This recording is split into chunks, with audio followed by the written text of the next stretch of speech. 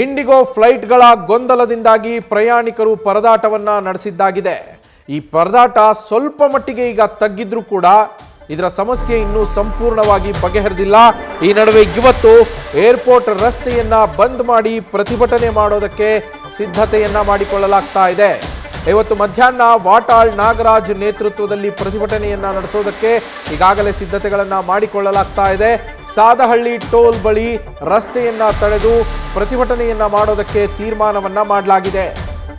IndiGo ಸಂಸ್ಥೆಯ 1000ಕ್ಕೂ ಹೆಚ್ಚು ವಿಮಾನಗಳು ಕಳೆದ 5-6 ದಿನಗಳಿಂದ ರದ್ದಾಗಿದ್ದ ಕಾರಣ ಸಾವಿರಾರು ಪ್ರಯಾಣಿಕರು ಪರದಾಡಿದ್ರು. ಮತ್ತೊಂದು ಕಡೆಗೆ ಖಾಸಗಿ ಏರ್ ಬಸ್ಗಳ ದರ ಕೂಡ ಹೆಚ್ಚಳ ಆಗಿತ್ತು.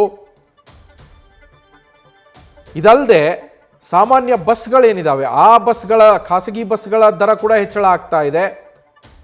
ಹೀಗೆಲ್ಲ ಸಮಸ್ಯೆ ಆದರೆ ಜನ ಓಡಾಡೋದು ಹೇಗೆ ಅಂತ ಆಕ್ರೋಶವನ್ನು ವ್ಯಕ್ತಪಡಿಸಿ ಪ್ರತಿಭಟನೆ ನಡೆಸೋದಕ್ಕೆ ಇವತ್ತು ಸಿದ್ಧತೆಯನ್ನು ಮಾಡಿಕೊಳ್ಳಲಾಗ್ತಾ ಇದೆ.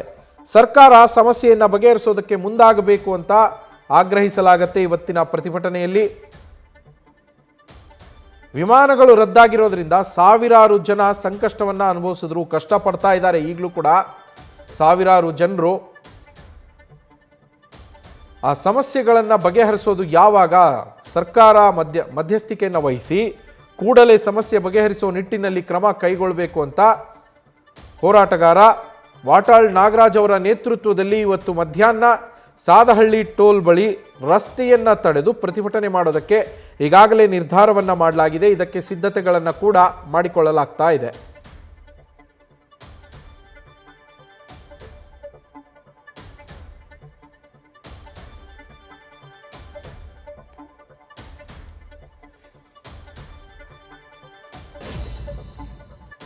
ಏನು ಡೀಟೇಲ್ಸ್ ನೀಡ್ತಾರೆ ನಮ್ಮ ಪ್ರತಿನಿಧಿ ಭರತ್. ಕಂಟಿನ್ಯೂಯಸ್ ಆಗಿ ಏರ್ಪೋರ್ಟ್ನಲ್ಲಿ ಆಗ್ತಾ ಇರುವ ಗೊಂದಲಗಳು, ಪ್ರಯಾಣಿಕರು ಅನುಭವಿಸ್ತಾ ಇರುವ ಸಮಸ್ಯೆಗಳ ಬಗ್ಗೆ ಫಾಲೋ ಅಪ್ ಮಾಡ್ತಾ ಇದ್ದಾರೆ. ಭರತ್, ಇವತ್ತು ವಾಟಾಳ್ ನಾಗರಾಜ್ ನೇತೃತ್ವದಲ್ಲಿ ಪ್ರತಿಭಟನೆಗೆ ತಯಾರಿಯನ್ನ ಮಾಡಿಕೊಳ್ಳಲಾಗ್ತಾ ಇದೆ ಅನ್ನೋ ಮಾಹಿತಿ ಇದೆ. ಎಷ್ಟು ಹೊತ್ತಿಗೆ ಪ್ರತಿಭಟನೆ ನಡೆಯುತ್ತೆ, ಏನೆಲ್ಲ ಮಾಹಿತಿ ಇದೆ? ಒಂದು. ಎರಡನೇದು, ಏರ್ಪೋರ್ಟ್ನಲ್ಲಿ ಇವತ್ತಿನ ಪರಿಸ್ಥಿತಿ ಹೇಗಿದೆ?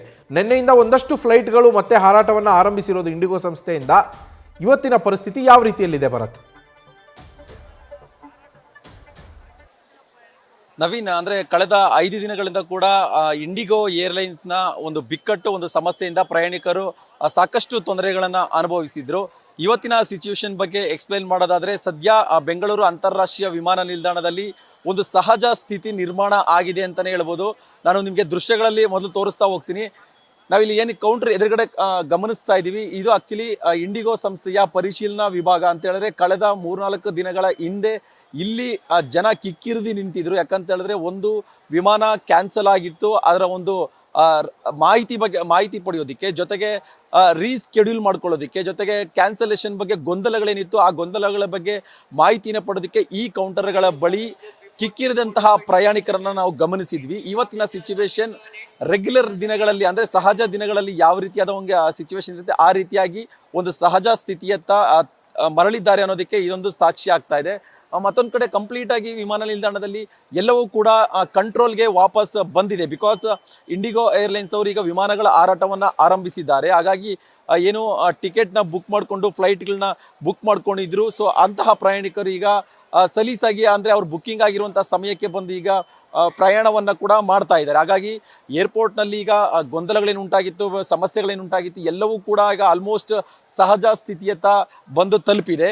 ಇನ್ನೊಂದು, ಎಲ್ಲೋ ಕೆಲವೊಂದು ಪ್ರಯಾಣಿಕರಿಗೆ ಅಷ್ಟೇ ಒಂದಿಷ್ಟು ಗೊಂದಲ ಆಗಿದೆ. ಅಂದ್ರೆ ಅವರಿಗೆ ಟಿಕೆಟ್ ಕ್ಯಾನ್ಸಲ್ ಆಗಿರೋದ್ರ ಬಗ್ಗೆ, ಫ್ಲೈಟ್ ಡಿಲೇ ಆಗ್ತಾ ಇರೋದ್ರ ಬಗ್ಗೆ ಒಂದಿಷ್ಟು ಮಾಹಿತಿಗಳ ಇಲ್ಲದೆ ಇರುವಂತಹ ಕಾರಣ ಕೆಲವು ಎಲ್ಲೋ ಇಲ್ಲೊಬ್ಬ ಅನ್ನೋ ಪ್ರಯಾಣಿಕರಿಗೆ ಮಾತ್ರ ತೊಂದರೆ ಆಗ್ತಾ ಇದೆ. ಬಿಟ್ರೆ ಉಳಿದಂತೆ ಎಲ್ಲವೂ ಕೂಡ ಕಂಟ್ರೋಲ್ಗೆ ತೆಗೆದುಕೊಂಡಿದ್ದಾರೆ. ಇನ್ನುಳಿದಂತೆ ಲಗೇಜ್ ಸಮಸ್ಯೆ ಬಗ್ಗೆ ಮಾತಾಡಿದ್ರೆ, ಲಗೇಜ್ ವಿಚಾರದಲ್ಲಿ ಆರಂಭದ 2-3 ದಿನಗಳಲ್ಲಿ ಏನು ಲಗೇಜ್ಗಳು ಮಿಸ್ ಆಗಿತ್ತು ಅಥವಾ ಅವರಿಗೆ ವಾಪಸ್ ಆಗಿರಲಿಲ್ಲ, ಆ ಲಗೇಜ್ಗಳನ್ನ ವಾಪಸ್ ತೆಗೆದುಕೊಳ್ಳೋದ್ರಲ್ಲಿ ಪ್ರಯಾಣಿಕರಿಗೆ ಮತ್ತಷ್ಟು ಸಮಯ ಬೇಕಾಗಬಹುದು. ಇನ್ನುಳಿದಂತೆ ಕಂಪ್ಲೀಟ್ ಆಗಿ ಬೆಂಗಳೂರು ಅಂತಾರಾಷ್ಟ್ರೀಯ ವಿಮಾನ ನಿಲ್ದಾಣದಲ್ಲಿ ಎಲ್ಲವೂ ಕೂಡ ವಾಪಸ್ ಸಹಜ ಸ್ಥಿತಿಯತ್ತ ಬಂದಿದೆ. ಇನ್ನುಳಿದಂತೆ ವಾಟಾಳ್ ನಾಗರಾಜ್ ಅವರ ಪ್ರತಿಭಟನೆಗೆ ಸಂಬಂಧಪಟ್ಟಂತೆ ಮಾತಾಡೋದಾದ್ರೆ, ವಾಟಾಳ್ ನಾಗರಾಜ್ ಈಗಾಗಲೇ ಈ 2 ದಿನಗಳ ಹಿಂದೆ ದೇವನಹಳ್ಳಿಯ ಅಂತಾರಾಷ್ಟ್ರೀಯ ವಿಮಾನ ನಿಲ್ದಾಣಕ್ಕೆ ಬಂದು ಒಂದು ಪ್ರೊಟೆಸ್ಟ್ ಅನ್ನ ಮಾಡುವಂತ ಒಂದು ಪ್ರಯತ್ನವನ್ನ ಮಾಡಿದ್ರು. ಅಂದ್ರೆ ಇಂಡಿಗೋ ಏರ್ಲೈನ್ಸ್ ನಿಂದ ಪ್ರಯಾಣಿಕರಿಗೆ ಆಗ್ತಾ ಇರುವಂತಹ ಸಮಸ್ಯೆಗಳನ್ನ ಖಂಡಿಸಿ ಒಂದು ಪ್ರತಿಭಟನೆ ಮಾಡೋದಕ್ಕೆ ಮುಂದಾಗಿದ್ರು.